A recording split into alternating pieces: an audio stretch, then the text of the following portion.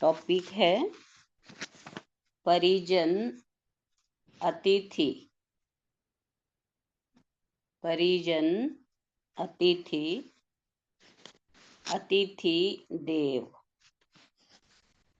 परिजन अतिथि, अतिथि देव।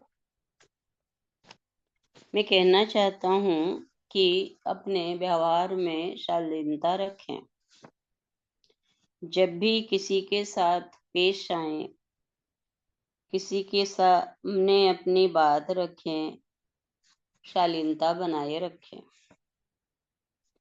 पत्नी को भी कभी तुम न कहें। मैंने कई घरों में एक विचित्र बात देखी है।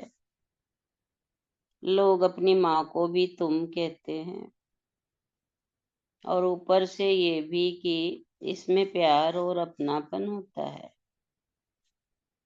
ये कोई प्रेम नहीं है।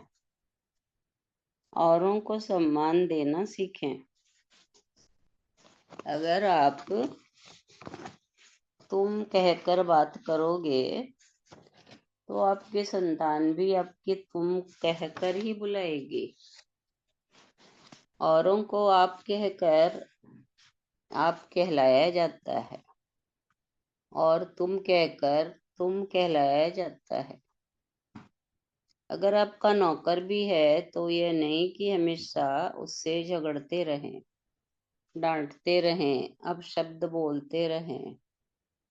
नौकरी उसकी मजबूरी है, वरना वो भी आपकी तरह सेठ हो गया होता।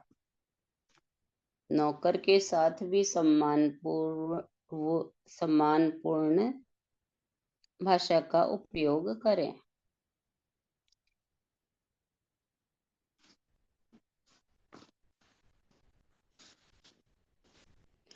किसी की कमियां उघाड़ने की बजाय शालीनता से पेश आए। भले ही कोई नौकरानी ही क्यों ना हो।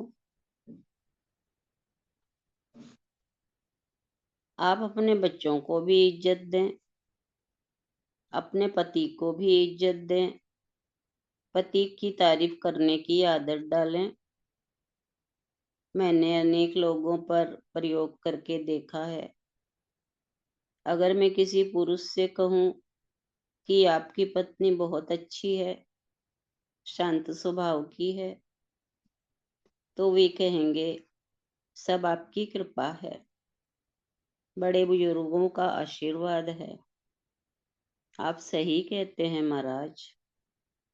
और यही बात अगर मैं पत्नी को कहूं तो वो कहेगी रहने दीजिए महाराज, मैं जानती हूँ हकीकत क्या है। औरों की तारीफ करने की और सुनने की आदत डालें। घर के सदस्यों को हमेशा अतिथि मानकर चलें।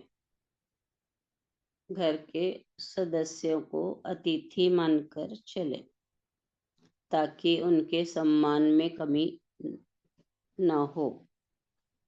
और अतिथि को हमेशा भगवान।